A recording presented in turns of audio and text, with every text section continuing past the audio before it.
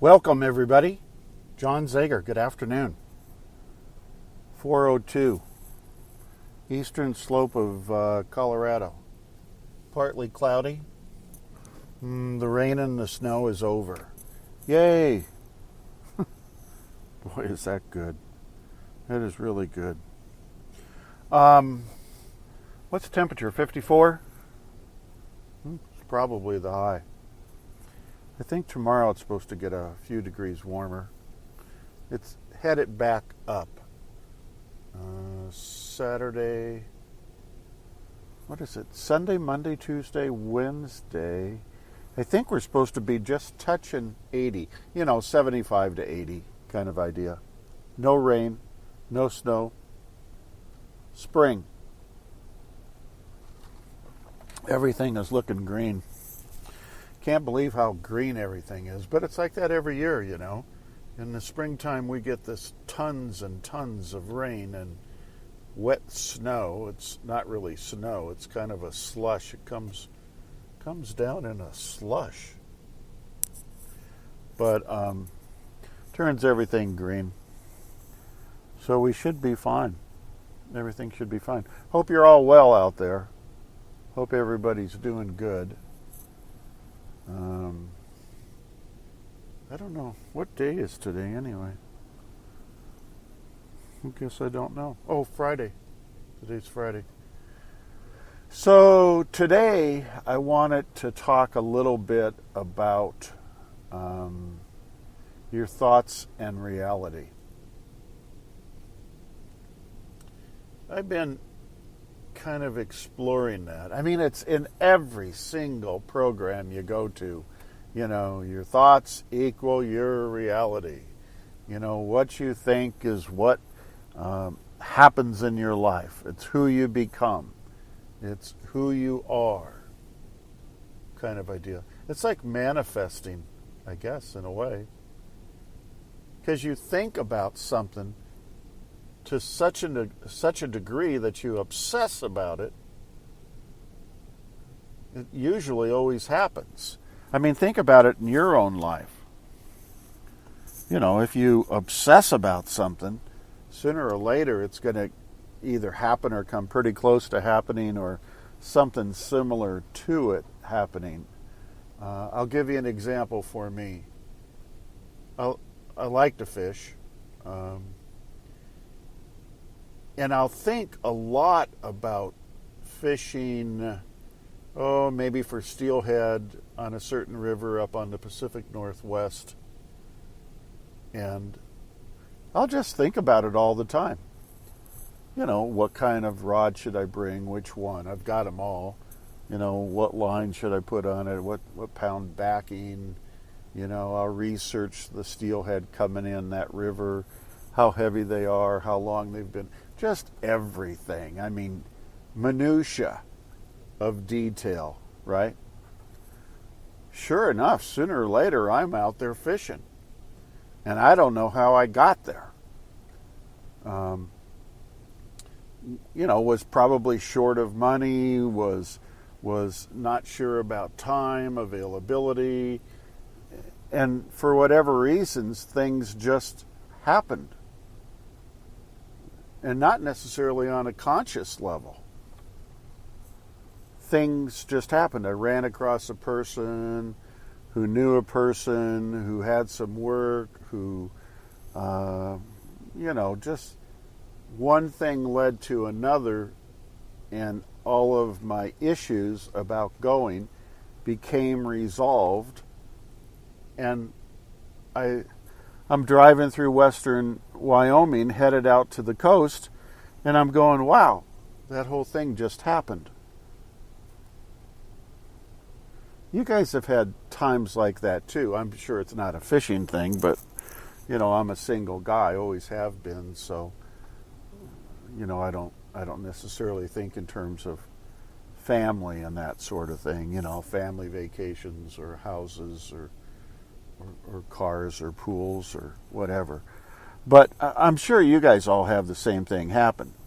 So it's an example of your thoughts eventually lead to your reality. So what happens when you obsess and think about something a lot? That's your thoughts. And nothing happens. It doesn't materialize. It doesn't become your reality. What's up with that? What's up with that? So I'm going to use the two examples. Well, the first one will be the fishing thing, which I just gave you.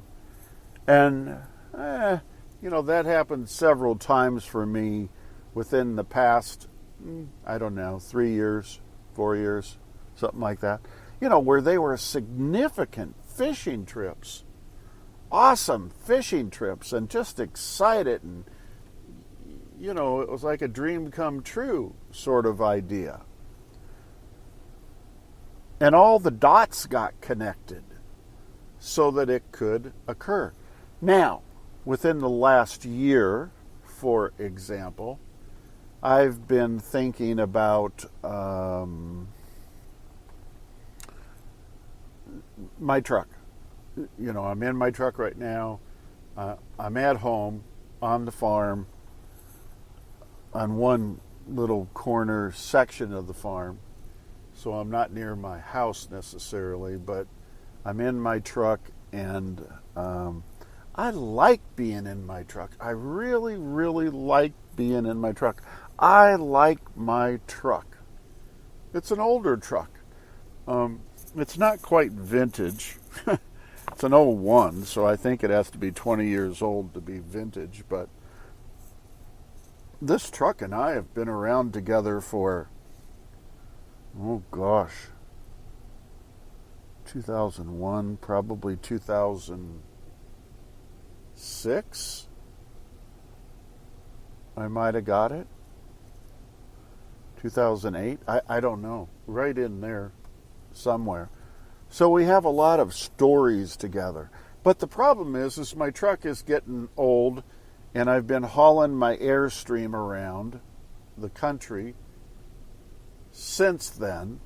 Every year I travel a fair amount with my Airstream to go fishing or go somewhere. And the engine's a little tired. The second cylinder is, if it's not out, it's burning a significant amount of oil. The second cylinder's gone. But it still drives well. I just can't haul my Airstream any longer. And I probably should not be taking my truck out of town. It runs great. It runs like it's brand new, but I know that I have a weak cylinder. So I've been obsessing over this past year, right, that I need another truck, or I had always thought about, here's what I've always thought about, is I'll just put another engine or rebuild this engine. Well, I come to find out you're not allowed to rebuild the engines. Mechanics don't do that anymore. So I found out I can get rebuilt engines with 5-year, 100,000-mile warranties, and all of the bits and pieces and parts that are associated with taking an engine out, putting another engine in. You got your water pump, your serpentine belt, and just on and on and on and on. And so the price is actually very reasonable. And then I've been looking at other trucks as well. So this is my second example, right? Several years back, it was real easy to materialize my fishing trip when I probably didn't have any clue how that was going to happen. Now, over the past year, I've been obsessing about, what am I going to do about transportation? And I'm just talking to my mechanic. I don't know what I went down there for something. And he was saying, why don't we just put another engine in there? And he went through all the detail of what you get, and that it's such a good deal, right? I mean, he doesn't make a ton of money off of it, but he makes some.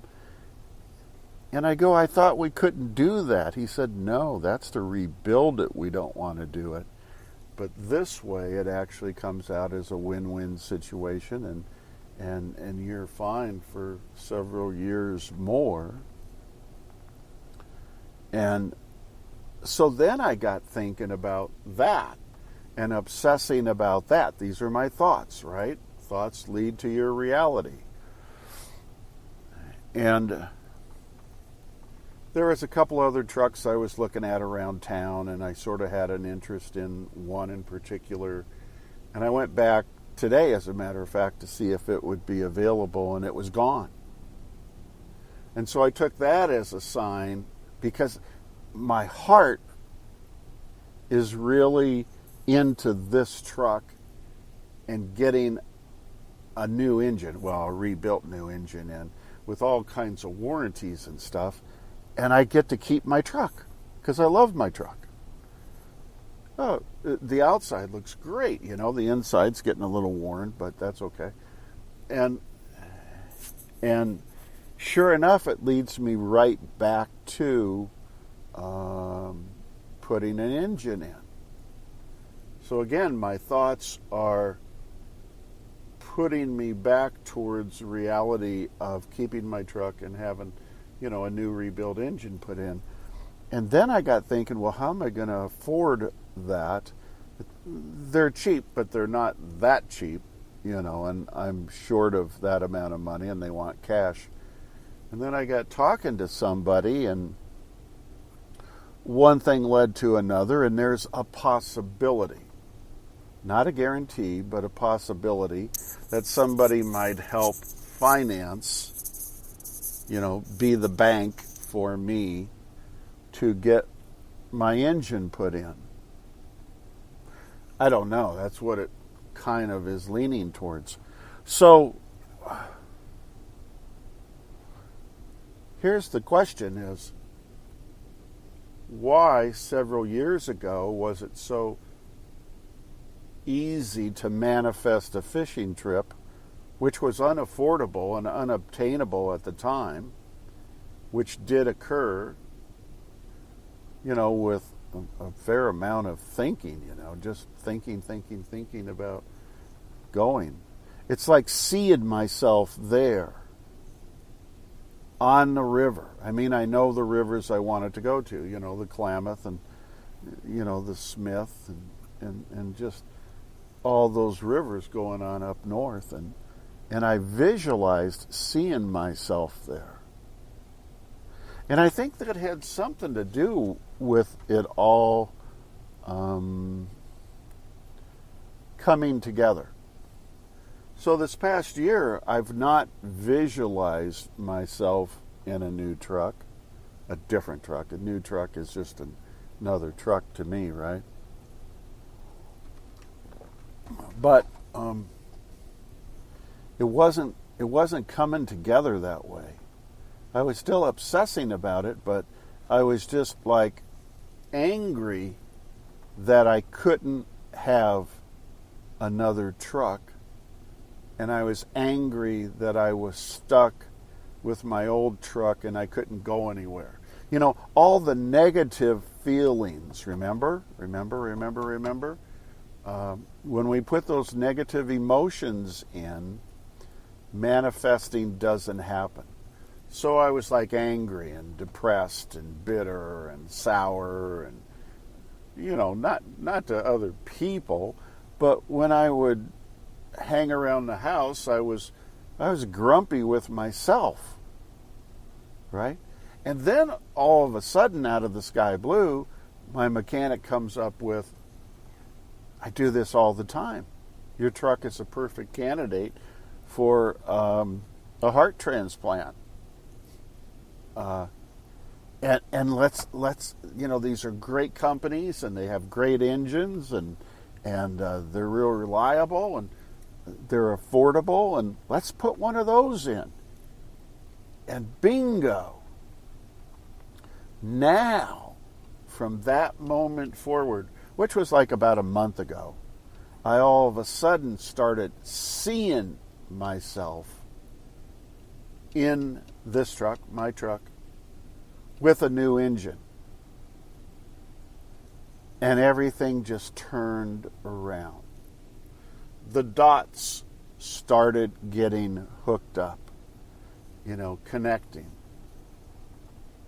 I could see myself back on the road hauling my Airstream, I don't know, go fishing or, I'm retired more or less, so go someplace.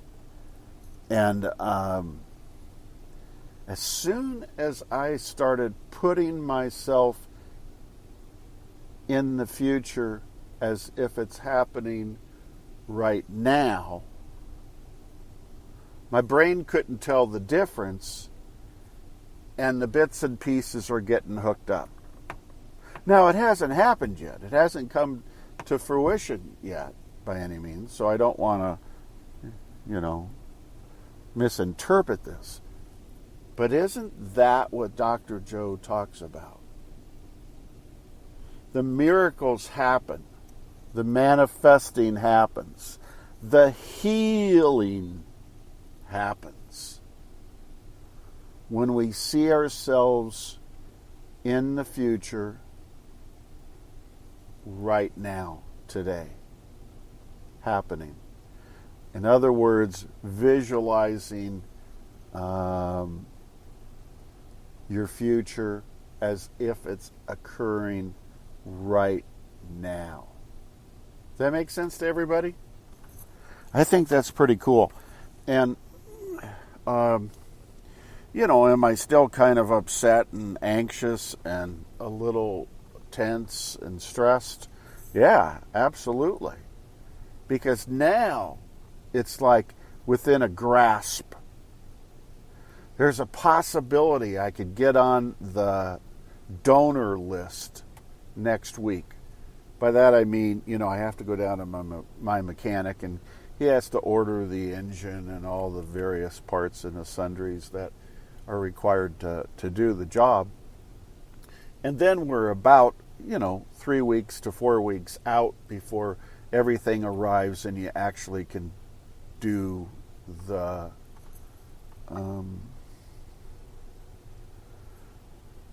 I was trying to think of a word there, but I couldn't remember it. But before you could actually do, changing out the engines. Which is great, because once you're on the list, all right, I'm on the list. It's going to happen. I've given 50% of the cost already. And I'm excited now. So anyway, I'm going to start using that with other aspects of my life that are maybe not going as well. And I'm asking you guys to do the same thing. I know there's areas of your life where things aren't going really well. And I know there's areas where you obsess about things and you want things. And, for whatever reason, they're either working or they're not working. But we need to do what Dr. Joe says to do. We need to live our lives as if what we're looking for is already here, has already arrived. That makes sense? I'm drinking iced tea with ice. Boy, is it nice. I've been drinking turmeric tea in the evening, but now this afternoon I just have good old iced tea in my red Solo cup, and boy, it's really nice. So anyway, there you go, you guys. Good information. You can use me as an example. I will keep you posted on how all this comes together. I am quite certain that it will. I am grateful before it has even arrived. Take care of one another. God bless you all, and I look forward to talking to you all again real soon. Thanks. See you. Bye.